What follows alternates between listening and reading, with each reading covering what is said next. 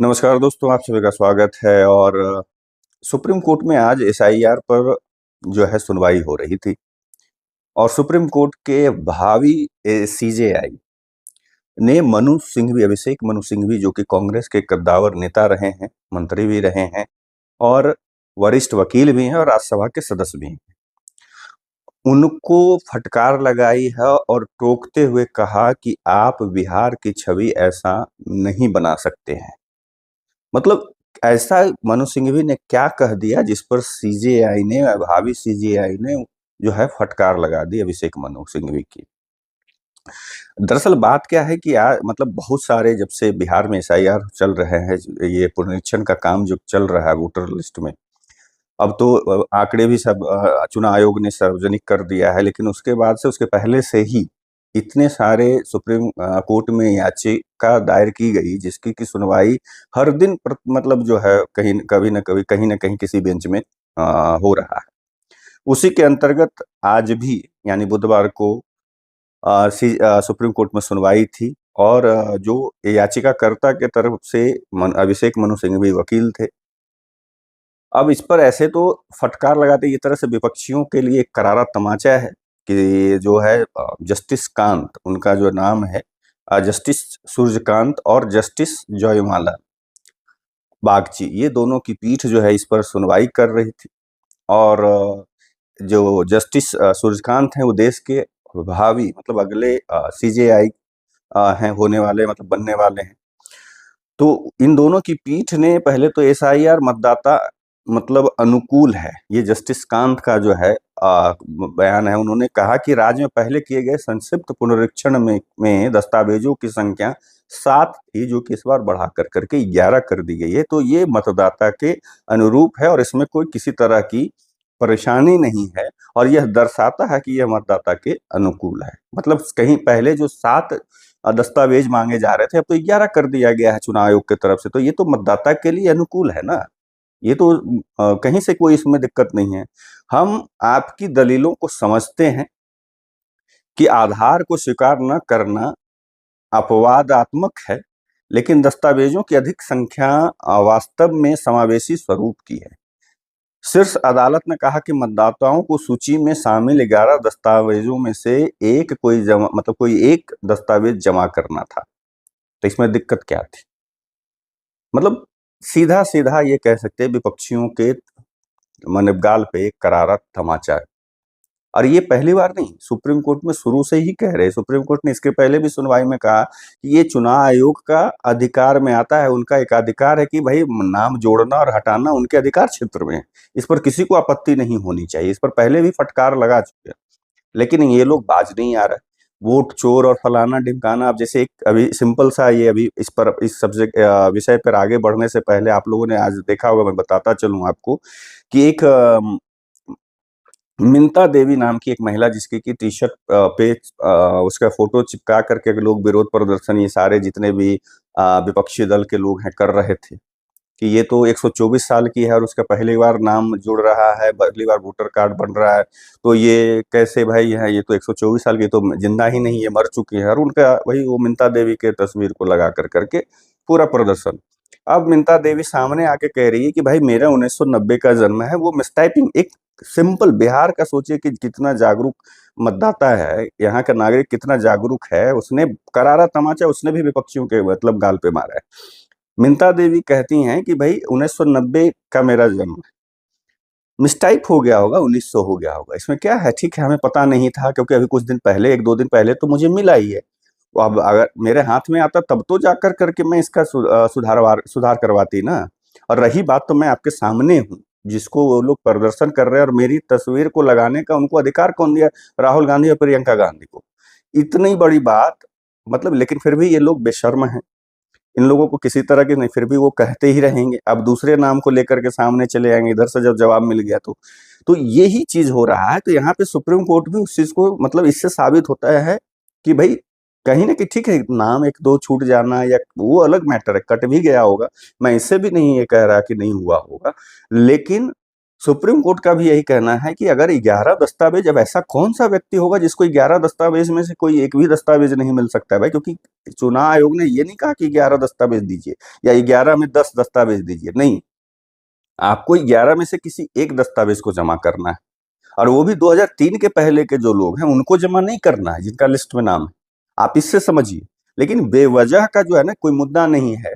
और वहां पे क्या है, ये आप देखिएगा कि बांग्लादेश की तर्ज पर, जैसे बांग्लादेश में इसी तरह से वहां पे अराजकता फैलाने की कोशिश की गई थी विपक्षियों के द्वारा, और वहां पे जैसे अमेरिका का इंटरफेरेंस था, यहाँ भी देखिएगा वही सब सब मुद्दे धीरे धीरे आ रहे हैं जो वहां आया था। और इसमें भी जैसे अभी अमेरिका यहाँ पे दादागिरी करने की कोशिश कर रहा है भारत के साथ, वहां पे भी उसने किया था।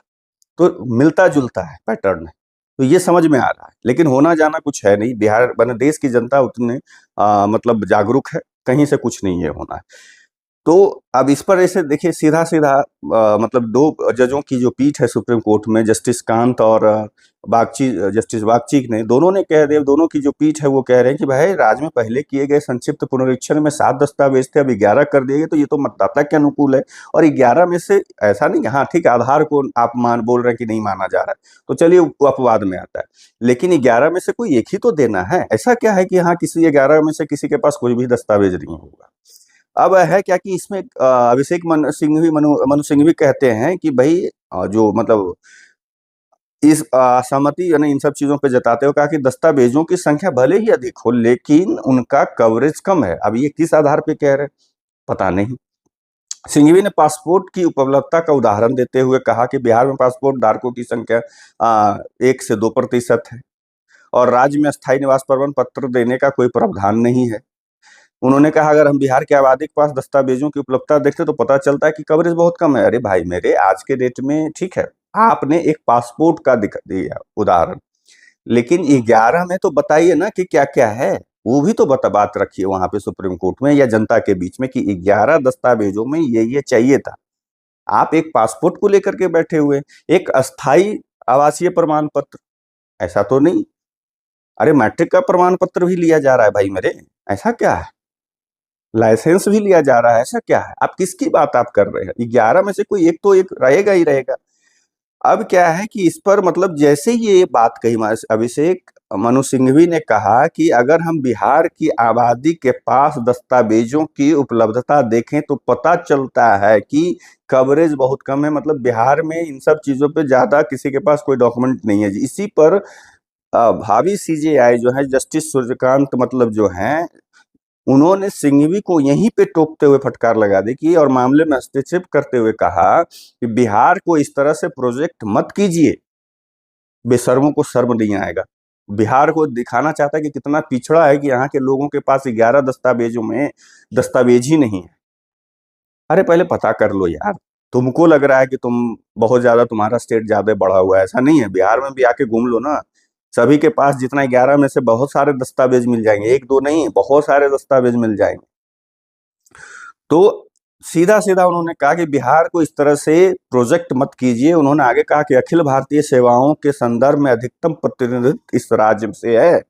ये कितना बड़ा तमाचा है विपक्षी का और मनु सिंघवी का।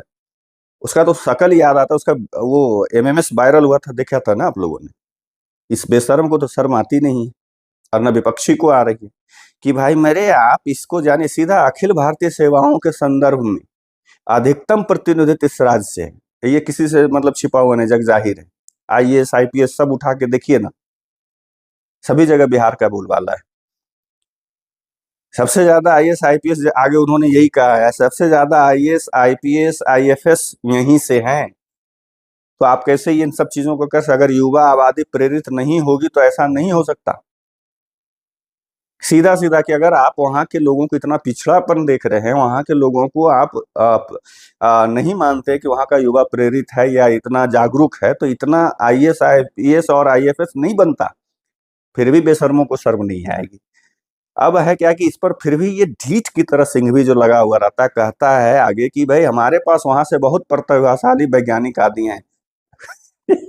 खुद बोल रहा है। अभी तो किस वजह से बोलते हो कि वहां पे दस्तावेजों की कमी है, लेकिन यह एक वर्ग तक ही सीमित है। अब ये भी देख लीजिए, क्या आईएएस आईपीएस या आईएफएस जो हैं या वैज्ञानिक सिर्फ किसी एक पर्टिकुलर कास्ट से हैं या किसी एक विशेष, कुछ भी बताइए, किसी गांव से नहीं।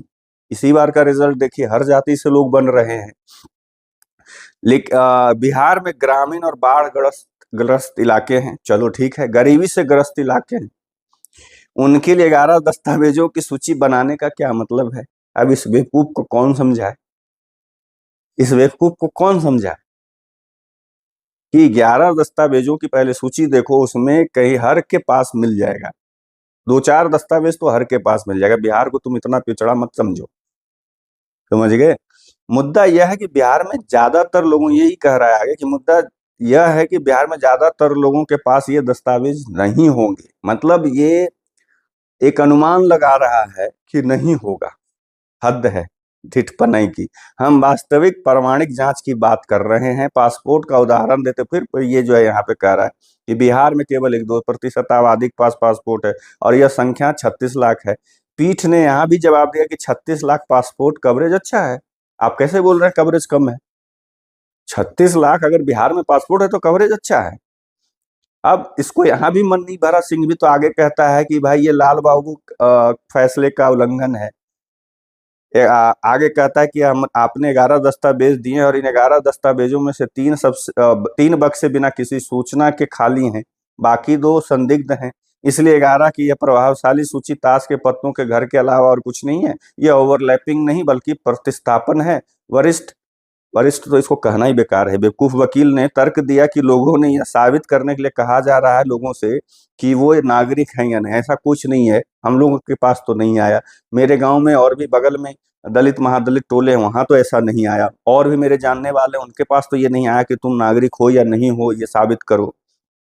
इसको कौन बताए? और आगे वो कहता है कि 1995 के लाल बाबू फैसले का उल्लंघन है। लाल बाबू फैसले ने मतदाता के अधिकारों को बरकरार रखा था और यह अनिवार्य किया था कि मतदाता सूची के किसी का नाम हटाने का कोई भी कदम पर्याप्त सबूतों के आधार पर उठाया जाना चाहिए और मतदाताओं का भी अपना पक्ष रखने का अवसर दिया जाना चाहिए, जो कि अवसर दिया जा रहा है। उस सितंबर तक उसकी तारीख है, डेट दी गई है, डेडलाइन दिया गया। इस बेवकूफ को कौन बताए कि चुनाव आयोग की तरफ से उसका डेट भी तय कर दिया गया कि इस बीच में आप जिनका नाम छूट गया है या कट गया है वो अपना फिर से वो दे दे। अब इसमें लोग एक और भी है ढिठपने का, लोग जो विपक्षी के मैंने यहाँ पे कार्यकर्ता या नेता कि हम क्यों जाए, मेरा नाम काटा तो वो, अरे भाई मिस टाइप किससे नहीं होता है, गलती किससे नहीं होती है? तो इस तरह से ये करना मतलब मुझे समझ में नहीं आता है। इससे यही साबित होता है कि इन लोग के पास कोई मुद्दे नहीं है। ये अमेरिका के हाथों में या जो प्रोपगंडा फैलाने के लिए इनको बोला जाता है, अभी भारत का विपक्ष देश की नहीं सोच रहा, विदेश के संविधान की नहीं सोच रहा, देश के नागरिक के लिए नहीं सोच रहा है। विपक्ष यहाँ का जो है वो सिर्फ अमेरिका के हाथों की कठपुतली बन कर करके नाच रहा है। देश को जो तोड़ने वाली ताकतें हैं उसके हाथों की कठपुतली बन के नाच रहा है। चाहे इनके जितने भी मुद्दे उठा करके देख लीजिए, उससे देश के किसी भी नागरिक के ज्यादातर लोगों को लेना देना। किसान आंदोलन जो किया गया वो अलग बात है, सरकार अब इसको कहेगा कि हम जायज थे तभी तो वापस ली, वो तो चलो ठीक है भाई, वो सरकार ने वापस लिया वो उसकी गलती है। लेकिन देखा जाए तो सिर्फ पंजाब और हरियाणा के किसान ही वहां पे क्यों विरोध प्रदर्शन, वो भी कुछ, सभी नहीं कर रहे थे, बाकी पूरे देश में कहीं विरोध प्रदर्शन नहीं हुआ था।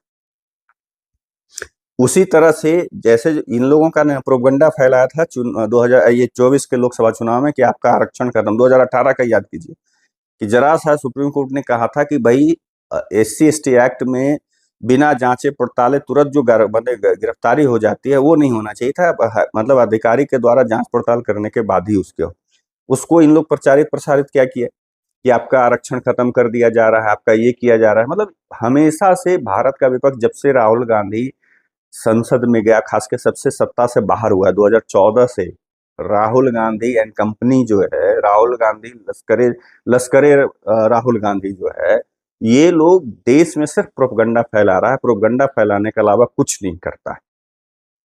और कैसे इसको लोग कह रहे हैं, अब तो हद हो जाती है कि कहता है जननायक है तो अगला प्रधानमंत्री, अरे वो जिंदगी भर प्रधानमंत्री नहीं बने, लिख के रख लो।